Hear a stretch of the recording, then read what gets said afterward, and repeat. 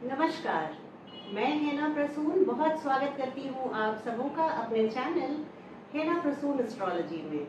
आज मेरा सौभाग्य हुआ माँ ज्ञाननंदा जी से बात करने का, जो स्वामी अनुभवानंद जी की डिसाइपल हैं। आज नमस्कार मैम, आपका बहुत स्वागत है मेरे चैनल में। आपसे बातचीत की शुरुआत कुछ ऐसे प्रश्न हैं जो मेरे मन में हमेशा उठते हैं। क्या अध्यात्म को प्रैक्टिस करने के लिए, अभ्यास करने के लिए स्त्री और पुरुष, ये जो दो डिफरेंट जेंडर्स हैं, उनमें ज़्यादा डिफिकल्टी आती है स्त्रियों को अगर अध्यात्म के रास्ते में आगे बढ़ना हो तो? नहीं, बिल्कुल भी नहीं। बल्कि मुझे तो ऐसा लगता है कि जो इन जनरल स्त्रियों के लिए ये आसान मार्ग है, क्योंकि उनमें जो प्रेम होता है वो स्वाभाविक होता है। पुरुष में जनरल अगर कैटेगरी देखे जाए तो ज़्यादा प्रैक्टिकल होते हैं वो, और स्त्रियां बहुत भाव में होती हैं, क्योंकि उनके मन में प्रेम ज़्यादा होता है। उन्होंने वो जिस प्रकार से अपने बच्चों को पालती है, खास करके जो इन्फेंसी पे जो बच्चे होते हैं ना, वो बिल्कुल टोटली सेल्फलेस होता है, तो वो भाव उनमें ऑलरेडी रहता है। और उनमें सैक्रिफाइस के जो भाव है, मैंने इतनी स्त्रियों को देखा है, घर में जो भी है अच्छा खाना सब परिवार को खिलाएंगे, फिर अपने लिए देखेंगे। तो इसलिए अध्यात्म तो प्रेम से शुरू, प्रेम में ही पूर्ण होता है ना, तो स्त्रियों को तो आसान रहता है। लेकिन आप शायद ये बोलना चाह रही हैं जो बाहर में तपस्या करने जाते हैं और स्त्रियों के लिए, क्योंकि स्त्री शरीर है वो मुश्किल है। देखिए, ये तो पहली बात तो हमारे स्वामी जी बिल्कुल भी इसके खिलाफ हैं कि अलग से तपस्या करने जाएं, क्योंकि जो तपस्वी जो होते हैं ज़्यादातर उनमें बहुत क्रोध इत्यादि आ जाता है, क्योंकि अकेले में रहते हैं और एक निष्ठ होकर किसी प्राप्ति की इच्छा में रहते हैं। लेकिन मेरे जीवन में ऐसा रहा है कि मैं अकेली बहुत जगह गई हूँ, जंगलों में गई हूँ, पहाड़ों में गई हूँ। लेकिन जब एक बार मन एकाग्र हो जाता है ना किसी लक्ष्य की तरफ, तो कुछ चीज बाधा नहीं, कुछ भी टिका नहीं सकता। तो आपको गुरुमा ऐसा लगा कभी कि आप जैसे स्त्रियों के लिए एक गिल्ट स्वाभाविक सी एक ऐसी नेगेटिव फीलिंग है कि अगर मैं कुछ अपने लिए कर रही हूँ और कुछ मैं परिवार को नहीं दे पा रही हूँ, या बच्चों को नहीं दे पा रही हूँ, या समाज पे, या अपने माता पिता, क्योंकि उनको एक ऐसी भावना से वो घिरी रहती हैं कि मेरा जन्म दूसरों के लिए ही हुआ है और मुझे हमेशा कुछ देते रहना है समाज में, परिवार में। और अगर मैं अपने लिए सोचूं, भले वो मोक्ष की इच्छा हो या अध्यात्म के रास्ते पे आगे बढ़ने के लिए, तो क्या वो कहीं पर आपको अपराध बोध या गिल्ट फीलिंग होती है कि मैं अपने मन का कुछ कर रही हूँ? आप मेरे को पूछ रहे हैं कि जनरल स्त्रियों के बारे में? मैं आपसे पूछ रही हूँ, जैसे आपने गृहस्थी और ये जो सांसारिक दुनिया है उसको छोड़ के आप आध्यात्म के रास्ते पे आगे बढ़ी। भगवान की शायद कृपा ऐसी रही है कि मुझे बचपन से ही मालूम था कि ये बहुत श्रेष्ठ मार्ग है। तो जो श्रेष्ठ रहता है उसके आगे तो सब कुछ छोड़ा जा सकता है। जो सबसे श्रेष्ठ है, जैसे हमारा श्लोक भी है, उसमें ऐसे कहते हैं कि अगर एक परिवार को बचाना हो तो उसका एक सदस्य का अगर बलिदान देना हो तो दिया जा सकता है। एक गांव को बचाना हो तो एक परिवार का बलिदान दिया जा सकता है। एक देश को बचाना हो तो गांव का बलिदान दिया सकता है, और परम तत्व को अगर बचाना हो तो हर चीज का बलिदान दिया जा सकता है। बहुत अच्छी बात आपने बताई। मैं यही पूछना चाह रही थी, मैं अक्सर देखती हूँ ऑफिस में, जैसे कोई अगर लेडी स्टाफ है तो वो बोलती है कि बड़ा मुश्किल हो जाता है वर्क और फैमिली लाइफ में बैलेंस करना, जबकि ये दोनों अंग सांसारिक जीवन के ही, क्योंकि फिर भी उनको डिफिकल्टी होती है, उनको क्लैरिटी नहीं है पहली बात। और जो आध्यात्मिक मार्ग जो है वो सांसारिक तो मैं शब्द नहीं बोलूंगी, गृहस्थ मार्ग से में बाधा नहीं है वो। बाधा तो संसारिक है। एक साधु भी संसारिक हो सकता है। संसार यानी कि जो लेने देने में फंसा है। स्वामी जी के जो मूल मंत्र है, ना कुछ लेना ना कुछ देना, तो ये इन चीजों जो फंसा हुआ है ना, मैं और मेरा, इसमें फंसा हुआ है, जो जिसमें अर्जुन फंसे हुए थे, तब वो संसार हो जाता है। तो जब वो इन चीजों में फंसा हुआ है, हमको केवल सोच बदलनी है। हमारे गुरु जी का है कि केवल सोच बदलनी है, आप जहाँ हो वहीं रहोगे। Now and here, otherwise nowhere, Swami ji ऐसे ही बोलते हैं। तो इसलिए ऐसा नहीं है कि हम घर में रहेंगे नहीं कर सकते। पहली बात तो आजकल ऐसे कोई स्थान भी नहीं है कि भाग के जाओ अकेले में, कहीं अकेला नहीं है। और अगर जाओगे तो वो भगोड़ापन ही हुआ। और जैसे हमारे स्वामी जी बोलते हैं कि जहाँ भी जाओगे, wherever you go, your mind is there with you, वही मन लेके जाओगे। तो आप गुफा में भी जाओगे, मन को संयम में नहीं लेकर आए हो, तो वहाँ पर भी वो अपने पान बीड़ी की दुकान और राजनीति बिल्कुल बिल्कुल वही शुरू हो जाएगा।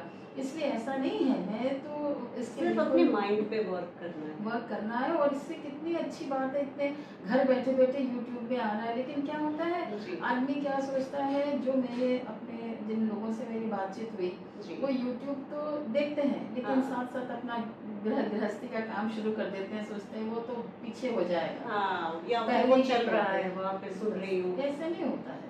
जितना समय जब हम अपने परिवार को इतना समय दे रहे हैं, अपने पति को 1 घंटा देते हैं, बच्चों को 2 घंटा देते हैं, तो हम अपने लिए, अध्यात्म मतलब अधि आत्मा, अपने लिए हम कम से कम दिन का 1 घंटा तो दे ही सकते हैं। बहुत अच्छा। आपको कभी लगा कि आपके आध्यात्मिक यात्रा में कोई अड़चन, कोई ऐसा जहाँ आपको दुविधा का सामना करना पड़ा, कभी ऐसा जीवन के किसी पड़ाव में आपको लगा? दुविधा का सामना मतलब जैसे इस मार्ग में क्या होता है, जब हम लोग अपनी साधना की चेष्टा में रहते हैं तो मन बहुत खेल खेलता है, बहुत खेल खेलता है। उसी को हमको जांचना है, और उसमें हमारा सबसे फायदा ये हुआ, स्वामी जी हमेशा बोलते हैं कि हर रोज एक नई चीज सोचो, एक नई चीज सीखो और उसको लिख के रखो। तो वो स्वामी जी के आशीर्वाद से ये आदत रही है, और हर रोज मतलब हर परिस्थिति में कोई नया अनुभव हो जाता है। जैसे नया अनुभव हो गया तो नई सीख हो गई। अब जैसे कुछ नई चीज सीख रहे थे, छोटे बच्चे A B नई चीज सीख के आते हैं, मम्मी पापा को सुनाते रहते हैं, वैसे हमारे मन में वैसे वही उत्साह। तो इसलिए तो बाधाएं आई क्यों नहीं है, मन तो खेल खेलता है।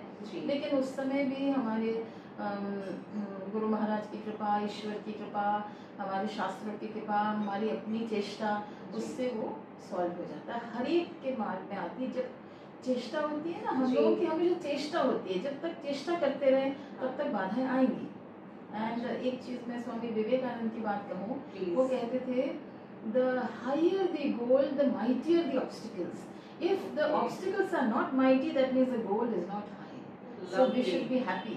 अगर बड़े बड़े बाधाएं आए, तालियां बजाओ कि मेरा गोल बहुत ऊंचा है। ये बहुत ही अच्छी पॉजिटिव, कैसे अपने सिर्फ माइंडसेट को चेंज करना है, from negative mindset to positive mindset. और खुश रहने की कला, ये आप बताइए, इसके बारे में स्वामी अनुभवानंद जी के जितने भी लेक्चर है, बॉटम लाइन उनका यही है। तो आप कुछ आपने अपनी कोई टेक्निक इजाद की हो, आपने कुछ ऐसी बात बताइए दर्शकों को जिससे खुश रहना आसान। अगर कुछ करना है ना जी, तो उसको पोस्टपोन मत करो, उसको तुरंत कर दो, अभी इसी समय करो जी।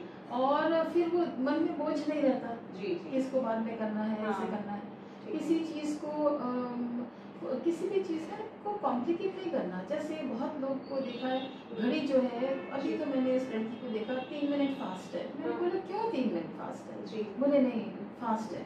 लोग सोचते हैं कि 3 मिनट फास्ट रखेंगे तो हम लोग लेट नहीं हो जाएंगे, हमको ऐसा लगेगा वो। ऐसा तो नहीं है, मुझे तो पता है ना 3 मिनट फास्ट है, तो मेरा माइंड बैक कैलकुलेट करता है, तो मैं अपने मन में बोझ क्यों डालूं? तो ये कुछ चीजें हैं ना हम लोग। और चीज है कि कुछ चीज है हमको समझ में नहीं आ रही, कल की बात, तो यही सोचो कल की बात हम कल देखेंगे। अगर कुछ हमको कोई टेंशन वाली कोई चीज लगे, कोई आके बोलता है पता नहीं क्या होगा, क्यों बोझा रखना है? जब कल के दिन भगवान, हमें क्या मालूम, हम भगवान से बड़े तो नहीं ना, हमें क्या मालूम कल क्या परिस्थिति होगी, हो सकता है वो खुद ब खुद जो चीज। अब इसका मतलब ये नहीं है कि जो छात्र लोग नहीं पढ़ेंगे, कल परीक्षा आज नहीं पढ़ेंगे, कल का कल देखेंगे, इसका ये नहीं आता है। ये अब थोड़ा इसे हम सब में विवेक शक्ति है तो। और सबसे ज्यादा प्रॉब्लम लोगों की होती है, छात्रों की इतनी प्रॉब्लम नहीं होती है, प्रॉब्लम ऐसी होती है, गृहस्थों की प्रॉब्लम सबसे मैक्सिमम है। वो बहुत ज्यादा पहले ही मन में पकाता रहता है, जो कभी ना हुआ है और ना होने की संभावना है, उसमें पकाते पकाते वो बहुत ज्यादा दुखी हो जाता है। एक ओवरथिंकिंग मेरे पास एक अम्मा भी रिसेंटली आई थी, कहती कि किसी चीज की प्रॉब्लम नहीं है, पति भी अच्छा कमा लेते हैं, बच्चे भी अच्छे सेटल है, सब कुछ है, पर पता नहीं क्यों मैं हमेशा परेशान रहती हूँ। तो अगर वो हम खुद ही अपने आ बैल मुझे मार करें तो फिर क्यों नहीं होगा? सब कुछ ठीक है ना, आप खुद ही बोल रहे हो सब कुछ ठीक है, तो सोचना क्यों है? कुछ होता है तो ठीक है, वो भगवान देखेंगे। और देखिए ये तो स्पष्ट है, हम लोग जब इस मार्ग के पथिक हैं तो हमको अच्छे से मालूम है कि एक पत्ता नहीं हिलता उनकी भगवान की इच्छा के बिना। तो हम होने वाले क्या कौन है?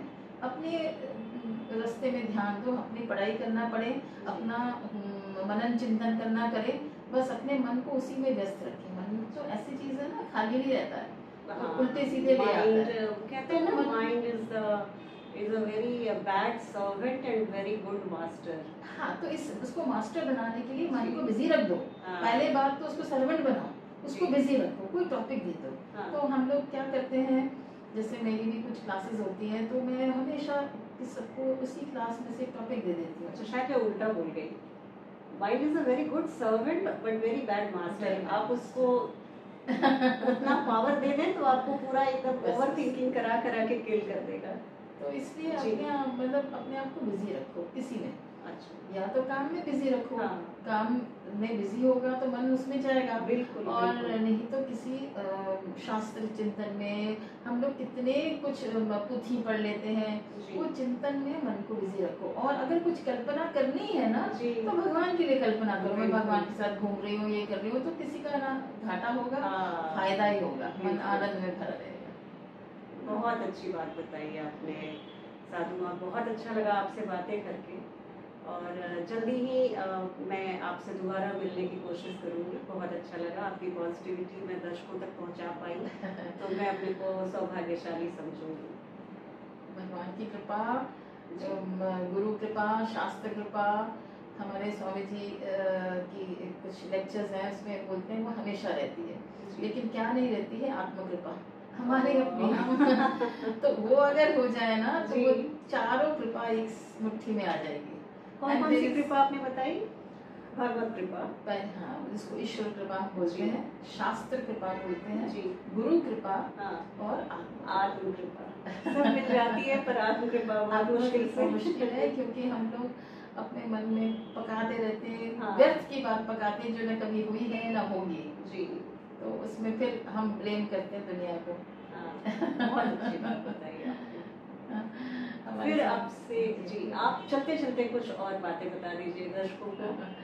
ऐसा कुछ ऐसे ज्ञान की बातें जो आप ज्ञान की बातें, एक स्वामी जी की बात बोलते हैं कि स्वामी जी जब कुछ लोग ऐसे इधर उधर की बात करते हैं तो बोलते हैं आओ चलो हम साथ में बैठते हैं, हाँ। और ये वार्तालाप करते हैं कि कैसे दुनिया बुरी है और हम कितने अच्छे हैं।